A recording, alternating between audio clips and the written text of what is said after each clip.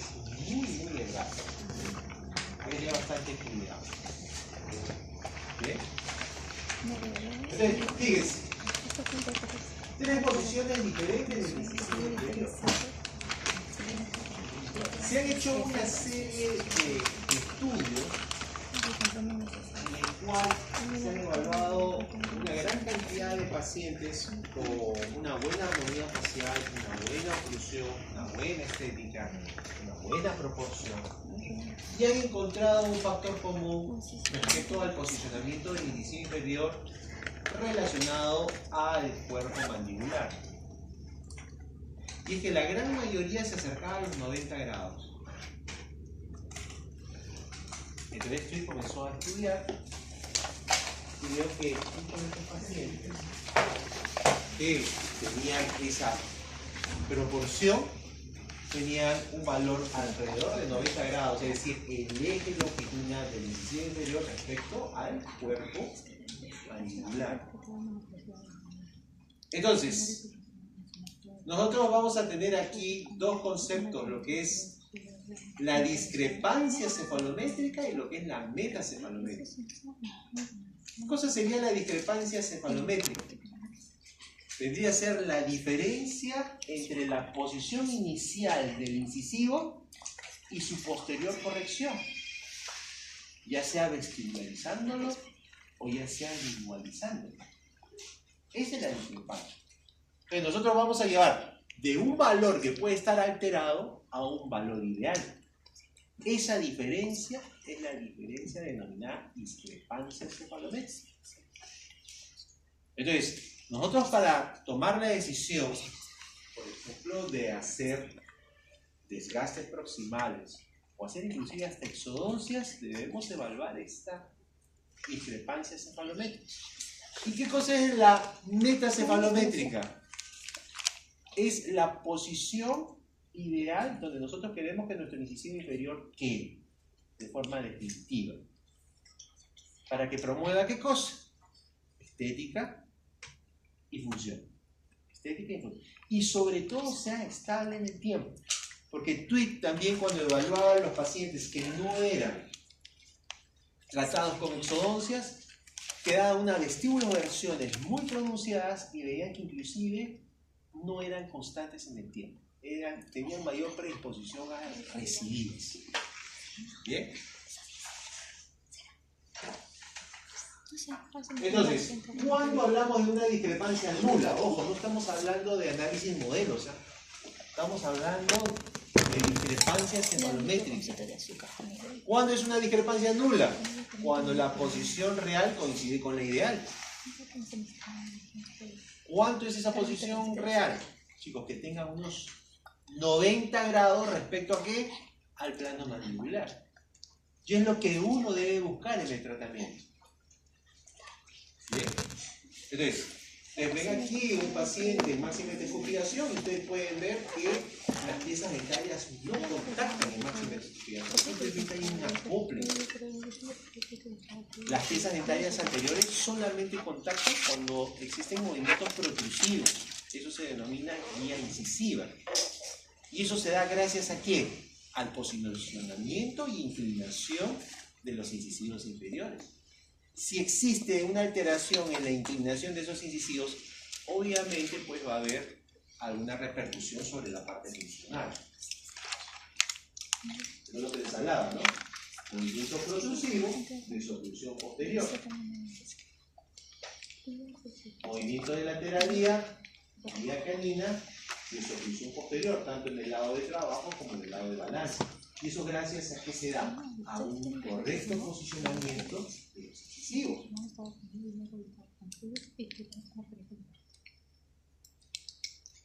Bueno, ya vamos a hablar un poquito de la estética. Pero ¿qué pasa si ese incisivo está muy vestibularizado? Eso se denomina discrepancia negativa. ¿Por qué? Porque si yo quiero llevarla a la metacefalométrica, ¿qué tendría que hacer con ese incisivo? Tendría que lingualizar. ¿No es cierto? Y al lingualizar, ¿acaso no voy a necesitar más espacio? Hay una regla general, chicos. Al vestibularizar, gano espacio. Y al lingualizar, pierde espacio. Cuando se vestibularizan, las piezas dentarias tienden a formarse espacios, por ejemplo, o diastemas, ¿no? Y al lingualizarse, tienden a piñarse. Entonces, si yo tengo por fenómenos de compensación, porque tú también vio que la inclinación de los incisivos estaba relacionado también con el biotipo del paciente. Los pacientes dólico-faciales tienen una inclinación diferente de los incisivos respecto a los pacientes braquifaciales. Igualmente para los normofaciales. Hay una especie de compensación. Entonces, se le llama discrepancia negativa. ¿Por qué? Porque este incisivo, al querer llevarlo a la meta cefalométrica, vamos a tener que consumir más espacio. Por eso se llama discrepancia negativa. Entonces, miren ustedes cómo recibirían las fuerzas estas piezas dentarias. De forma oblicua, totalmente ofensiva, digamos, para los tejidos que rodean esta pieza dentaria. Y obviamente, pues, menos estabilidad, mayor predisposición agresiva y además perjudica la estética facial. Ahora, hablemos al revés, que no esté vestibularizado, sino esté muy lingualizado. Eso se llama discrepancia positiva. ¿Por qué? Porque si tenemos una marcada lingualización, imaginemos que tenga 82 grados, 81 grados, 80 grados, y yo sé que la meta está cerca de los 90, ¿cuántos grados me falta? 10, ¿no es cierto? Entonces yo tengo que inclinar mi incisivo 10 grados hacia vestibular. ¿Gano o pierdo espacio? Gano espacio. Por eso se llama discrepancia positiva. Por eso se llama discrepancia positiva. Entonces, ¿cómo es la corrección? Vestibularizando esto. ¿Y qué va a aumentar? Obviamente el espacio disponible. Entonces dice marcar verticalización de esos incisivos. Bueno, si el paciente tiene apiñamiento y yo tengo una discrepancia positiva, o sea, los incisivos están igualizados, yo puedo ganar espacio vestibularizando. Aumento el espacio disponible y además corrijo la discrepancia negativa, es decir, el apiñamiento.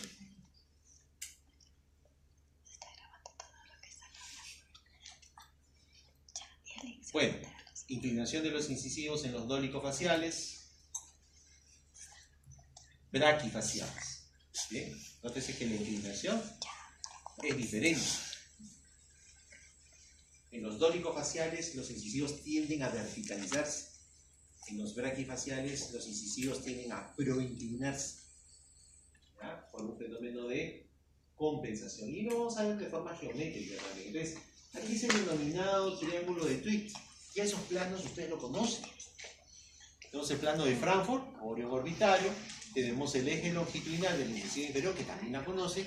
Y tiene el plano mandibular Bodium-Mentoniano, que también lo conoce. ¿De qué forma? Un triángulo. ¿Cuántos grados suman los ángulos internos de un triángulo? 180 grados, ¿no es cierto? Entonces, mientras uno aumenta, otro se supone que debe disminuir, y así sucesivamente. Hay compensación. A estos ángulos le denominaron FMA, que es la unión de plano mandibular o el plano de Frankfurt. ¿Okay? FMIA, el Frankfurt con el eje longitudinal del incisivo inferior, y el IMPA, que es el plano mandibular con el eje. Entonces, ¿cuántos grados se supone que debe tener esto para que este incisivo quede estable? Cerca de 90 grados, ¿no? Cerca de 90 grados, ¿correcto? Entonces, fíjense que el FMA, vamos a retroceder. Doctor, ¿cuál es el FMA? Este ángulo de acá, chicos. Ya se imaginarán si este ángulo aumenta, ¿no? El paciente sería hiperdivergente o hipodivergente, si este ángulo aumenta. Hiperdivergente, ¿no es cierto? ¿Okay? Entonces, ¿cómo dijo? Hiperdivergente. Hiperdivergente, ¿no? Entonces, fíjense un FMA de 35 grados o más.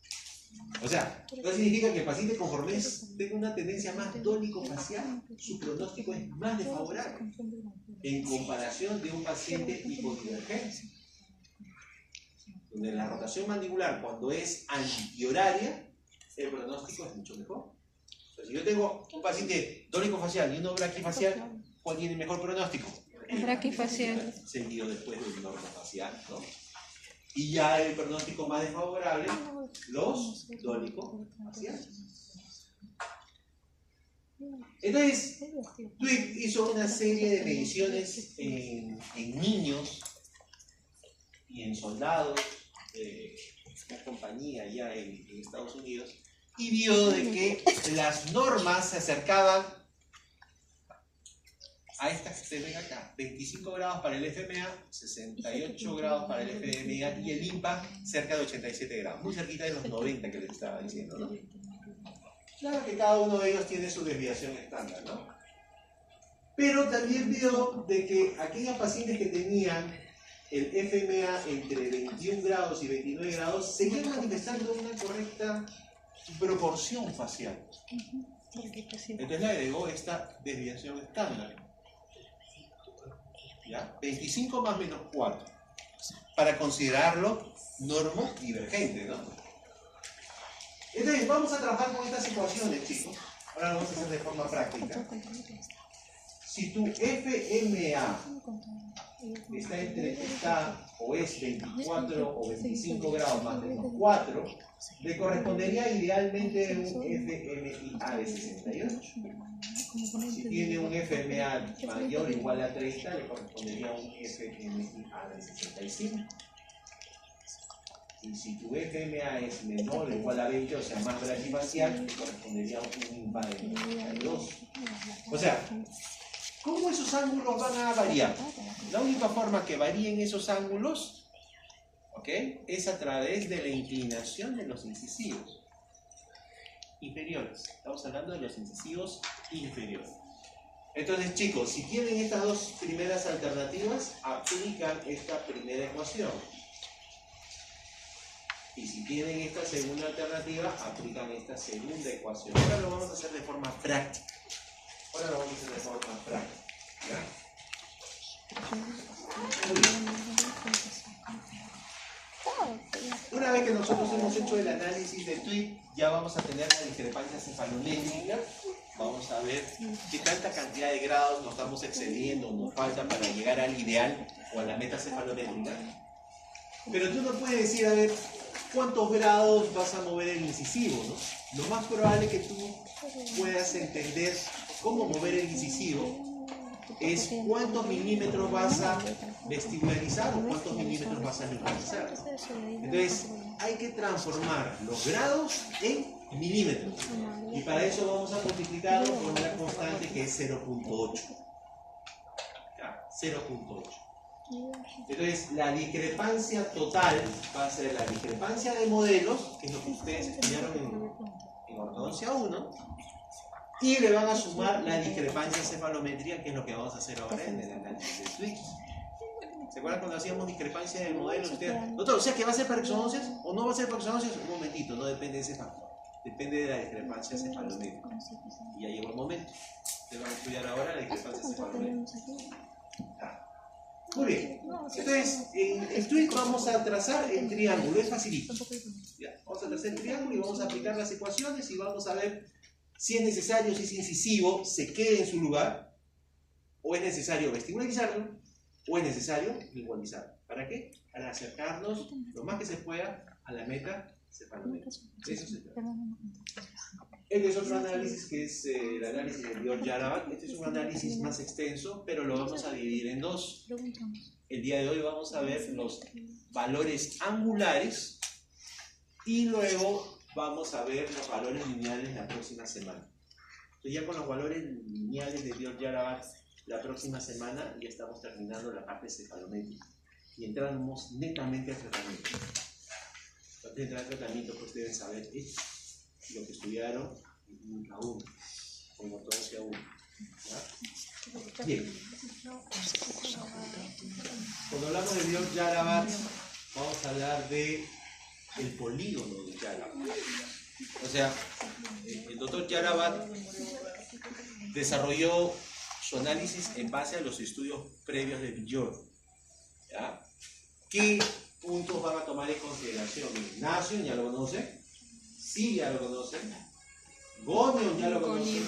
Mentoniano, ya lo conocen. El único de repente que falta ubicar es el punto articular, que inclusive ya lo he trazado también. ¿Dónde está el punto articular? Es el punto de entrecruzamiento entre el borde posterior del cóndilo y la superficie inferior del proceso esfeno-occipital. Así que se forma como una crucecita. Ahí va a estar el punto articular. Entonces van a unir esos puntos y van a formar el polígono de Biot-Jarab. Nacio, silla, silla articular, articular gonio, gonio mentoniano, mentoniano, nacio. Se supone que acá silla, mejor dicho, nacio, silla, articular, gonio, mentoniano. 1, 2, 3, 4, 5, polígono. Polígono. ¿Ok? Si unimos, por ejemplo, silla con gonio, tienen la altura facial posterior. Si unen nacio con mentoniano, tienen la altura facial anterior. ¿Cómo se llama esta línea que aquí aparece como 1? Plano de Frankfurt. No. No de Frankfurt. Silla nacio. Silla nacio. Es conocido como, cefalométricamente, como lo vimos en Steiner. ¿Cuál, doctor? La base del cráneo anterior. Base craneana anterior. ¿Cuál, doctor? Disculpe. Silla nacio. Silla nacio. Fíjense, eso no voy a preguntar en el examen. Silla nacio. Luego, silla articular. Silla articular se conoce como la base craneana posterior. Silla articular, base craneana posterior. Acá inclusive está la leyenda, chicos. Y esto está colgado en su campo. Luego tenemos articular gonio. Articular gonio.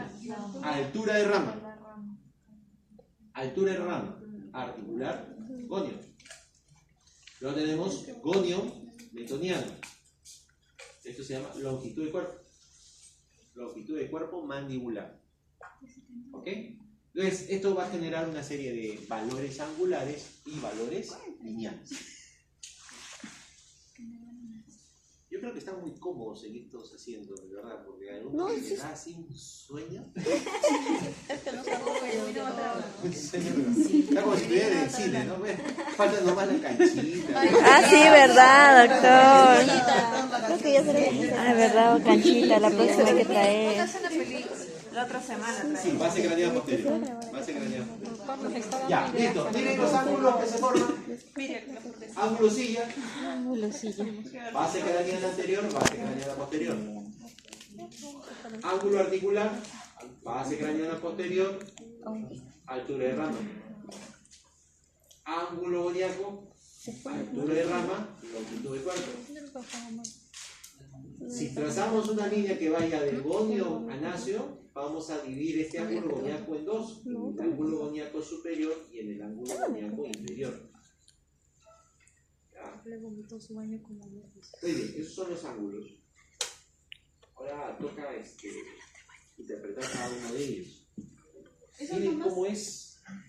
No, eso todavía, espérense un momentito, vamos a explicar los ángulos. Vamos a explicar los ángulos. Pero a comparación de los otros. ¿Qué tiene que ver la base de cráneo con el posicionamiento de los huesos maxilares? Tiene que ver un montón, chicos. Miren, ustedes tienen aquí el ángulo silla. Silla nacio, silla articular. ¿Qué pasa si ese ángulo aumenta? ¿Dónde estaría la cavidad glenoidea? Más atrás. ¿Y cómo estaría el cóndilo? Más atrás también. O sea, tendría una predisposición a un retrognatismo mandibular. Habría una predisposición mayor a una clase 2. Habría una predisposición, por ejemplo, a una rotación mandibular en sentido vertical o en sentido horario. Habría inclusive una rotación maxilar en sentido antihorario. Todo eso tiene repercusión cuando este ángulo aumenta. Y si el ángulo disminuye, ¿dónde va a estar esa cavidad glenoidea? Más adelante. Entonces, ¿cómo va a estar la mandíbula? Más protruida. Si hablamos de clase esquelética, ¿a qué clase esquelética estaría predispuesta si este ángulo disminuye? 3. La rotación mandibular, ¿hacia dónde sería? Hacia adelante. Hacia adelante. Hacia adelante, en sentido antihorario. ¿Correcto? ¿Cómo rotaría la maxila o el maxilar superior? En sentido horario. Una cosa es maxila y otra cosa es mandíbula. ¿Okay? Inclusive este ángulo, que si se abre o se cierra, va a repercutir sobre el posicionamiento de la mandíbula y la maxila, ¿no? A veces no entendemos eso. Entonces yo les digo, ¿nosotros podemos corregir la base del cráneo? No. ¿No? Más así quisiéramos corregir, no se puede porque su información genética nos impide. ¿Y qué cosa es esto de acá, chicos? Que está entre el cuerpo del esfenoides y la apófisis basilar del occipital. Acá hay tejido cartilaginoso, ¿no? Esa es la sincondrosis esfeno-occipital. Esta es la que va a regir cómo va a ser la inclinación de este ángulo. ¿Bien?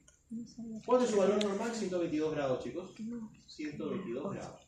Entonces, miren cuando se cierra.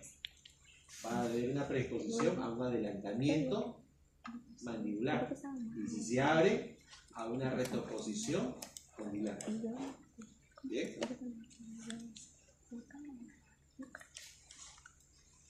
Chicos, miren acá. ¿Cuánto hemos dicho que es el valor normal? 122, ¿no es cierto? Bien, un valor disminuido. Miren qué pasa con la mandíbula. Se adelanta. ¿Bien? Se adelanta. ¿Y qué pasa cuando un ángulo se abre? Este ángulo sí ya se abre. ¿Qué pasa con la mandíbula? Retrocede. Se retrasa, inclusive rota hacia abajo y hacia atrás. A pesar de que esta distancia, la distancia de Xi a PM, propuesta por Ricketts, por ejemplo aquí es 63 y aquí también es 63, a pesar de tener la misma longitud de cuerpo mandibular, ¿por qué este se manifiesta como una clase 3 y este se manifiesta como una clase 2? Si tienen la misma longitud de cuerpo, por la rotación mandibular. Y esta, aquí, ¿por qué está influida? Por el ángulo cívico. Por el ángulo cívico. ¿Okay? Entonces, un ángulo cívico más cerrado, mandíbula más prognática, una tendencia a una tendencia a ser más branquifacial, una tendencia a ser clase 3. Y cuando este ángulo se abre, ¿qué pasa con la mandíbula? Va a parecer más retrognática, va a tener una rotación horaria, o sea, hacia abajo y hacia atrás. Esta puede predisponer a una mordida profunda esquelética, esta puede predisponer a una mordida abierta esquelética.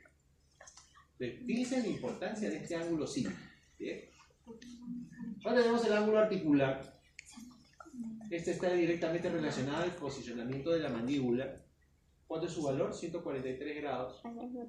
Si aumenta, la mandíbula se vuelve retrognática. Si disminuye, la mandíbula se protruye. ¿Bien?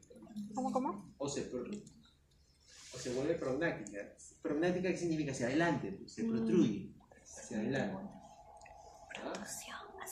Acá tenemos dos ejemplos del ángulo articular.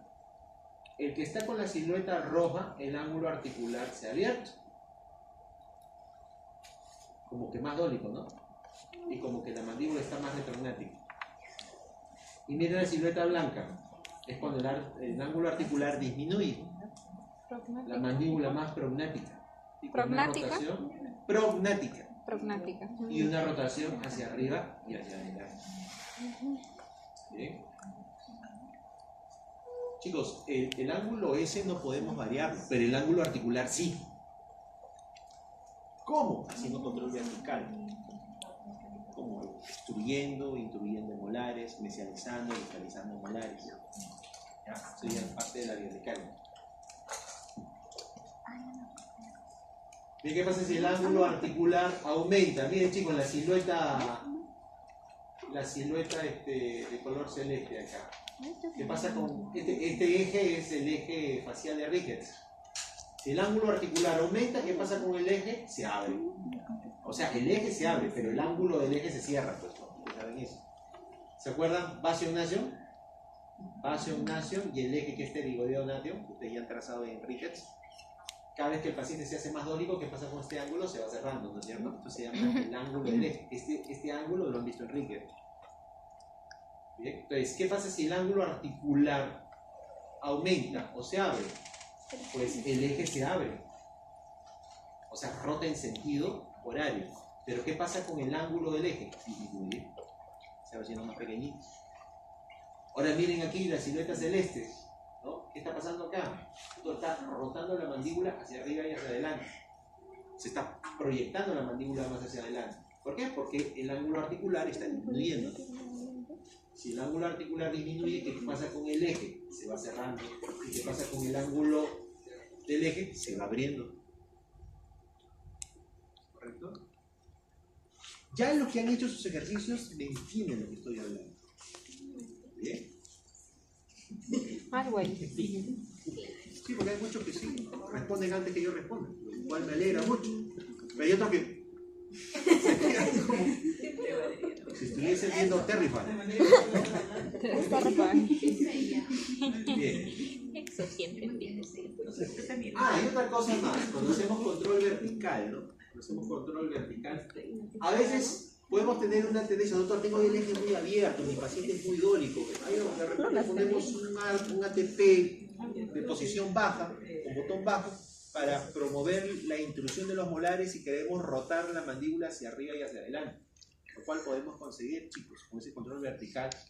Pero sin embargo, a veces cuando hay contactos prematuros, la mandíbula rota como si fuese un fulcro y puede ocasionar una distracción condilar, lo cual no es tan conveniente. Si hay una distracción condilar, ¿qué pasa con el cóndilo? Prácticamente sale de su cavidad glenoidea. ¿Y qué pasa con todos esos ligamentos que rodean a la cápsula articular? Se distienden. Ahí vienen los problemas articulares. Por eso hay que diferenciar cuando hacemos esta rotación de forma conveniente o no conveniente, ¿ya? Apenas haya una distracción condilar, obviamente el paciente va a manifestar molestias, ¿no? Acá tenemos el ángulo boniaco. Si el ángulo boniaco aumenta, pues vamos a tener una mandíbula con un ángulo boniaco más abierto, pues, ¿no? Una tendencia de la mandíbula a rotar hacia abajo y hacia atrás. Una tendencia a una mordida abierta, cuando este ángulo aumenta, pues, obviamente, ¿no? Y cuando este ángulo disminuye, la mandíbula se proyecta más hacia adelante, la rotación es más antihoraria, tiende a cerrarse la mordida. A veces vemos es una mordida profunda, ¿no? Mordida profunda y queremos intruir incisivos.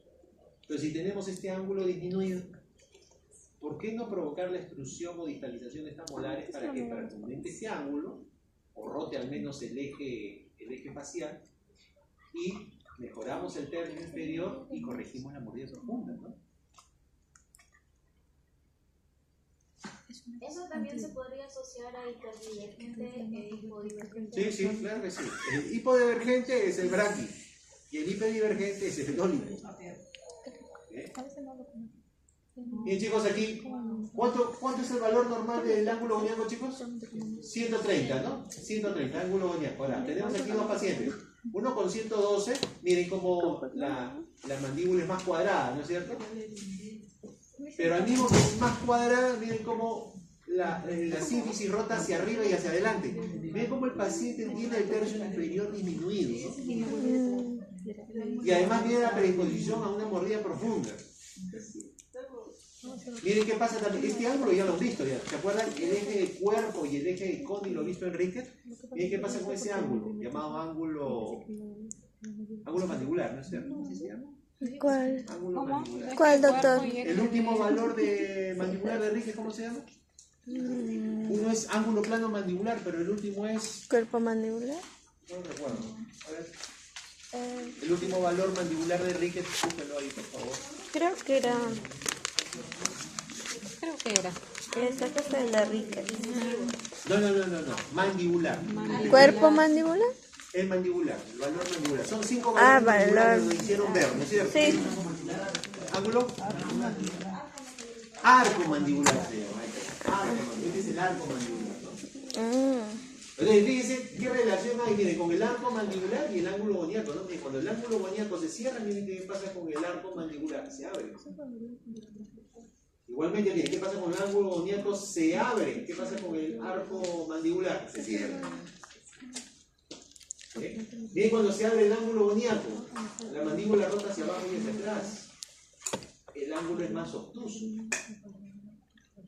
La mandíbula se vuelve más retrognática. Una tendencia pasa a una clase 2. Una apertura o un aumento de la distancia del tercio superior facial, ¿no? Una tendencia a una mordida abierta esquelética. También como hay una marcada influencia, ¿no? Si ese ángulo boniaco lo dividimos por una línea que pasa del gonio manáceo, vamos a tener el ángulo boniaco superior y el ángulo boniaco inferior. Entonces, este ángulo puede variar también. ¿Cuándo disminuiría este ángulo, chicos? Por ejemplo, cuando la rotación es hacia abajo y hacia atrás. ¿Y cuándo aumentaría este ángulo? Cuando la rotación es hacia arriba y hacia adelante. Vamos a ver aquí algunos ejemplos. Igualmente tenemos el ángulo boniaco inferior. ¿Cuánto es? 70, 75 grados. ¿Qué pasa si... Miren, tomen esta línea como estable. E imagínense que esta mandíbula rota en este sentido. Hacia arriba y hacia adelante. ¿Qué pasaría con el ángulo inferior? Disminuye. ¿Qué pasa con el ángulo superior? Aumenta. Aumenta, ¿cierto? Entonces, si el inferior disminuye y el superior aumenta, la rotación es hacia arriba Y hacia adelante. Ahora piensen de forma inversa. ¿Qué pasa si la mandíbula rota hacia abajo y hacia atrás? ¿Qué pasa con el ángulo superior? Se cierra, se disminuye, Inferior, se abre, aumenta. así es simple. Ah, qué fácil. O sea, si la mandíbula se cierra, el de arriba se aumenta. No, la rotación El otro horaria se es el cierra, el tónico, otro sí, aumenta. pues. Es como La una rotación palanca así. horaria es el braquio. ¿Has visto como La rotación horaria o también se ¿Esto? le llama crecimiento vertical, ¿no? si La esto, antihoraria se le si llama esto crecimiento se va para horizontal, abajo, también puede y esto encontrar el se signo cierra, griego. y esto se va para arriba, esto se abre y esto se cierra. Pero se refiere a la línea de abajo de la ¿Por base. qué solamente no vemos el ángulo boniaco? Al ángulo. En dos. Miren, estos son dos pacientes A la base, claro. con el mismo ángulo boniaco. Miren, El ángulo boniaco. Al ángulo boniaco. No, pero este es más braqui y este es más dórico. Pero si tienen el mismo ángulo boniaco, claro, lo que pasa es que acá hay diferencia en los ángulos superior boniaco e Inferior boniaco. La base craneal también. La base craneal también puede influir, pero miren, en este paciente más braqui, el ángulo superior aumenta y el inferior disminuye. Y en este que es dórico, el superior disminuye y el inferior aumenta.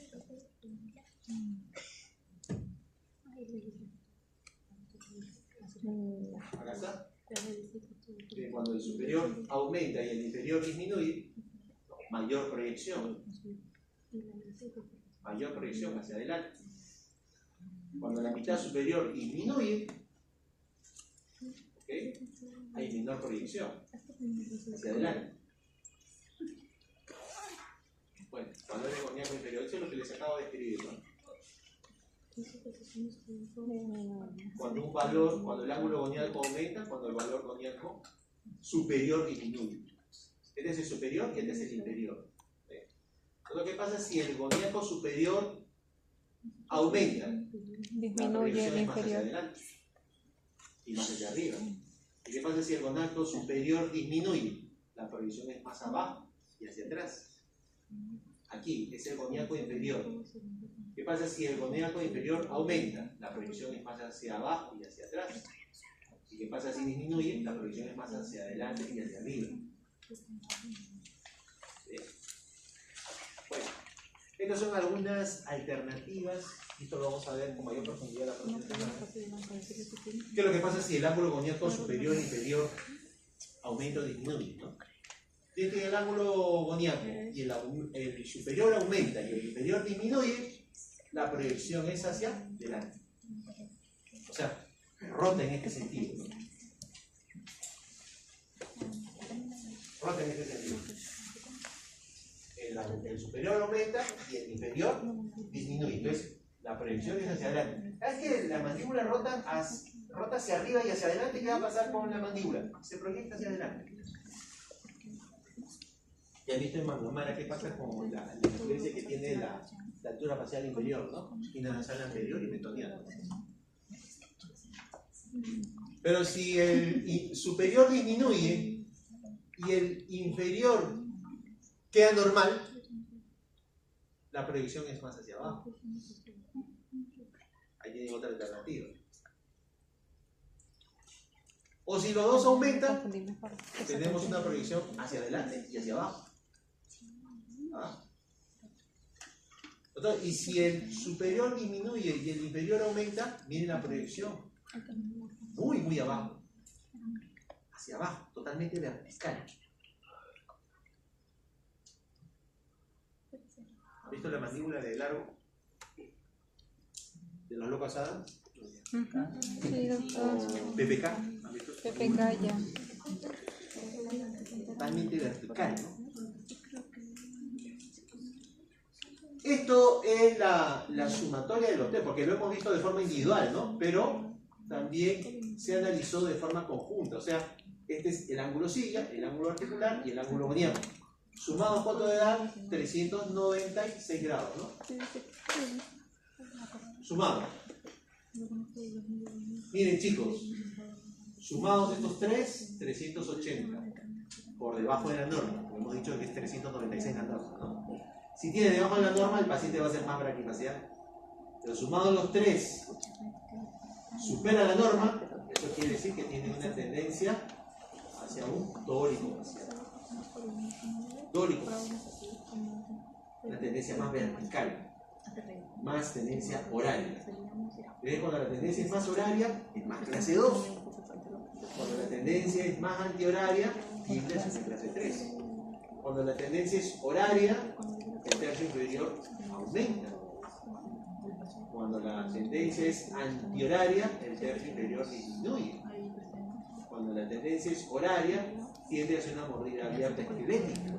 Cuando la tendencia es antihoraria, tiende a ser una mordida profunda esquelética.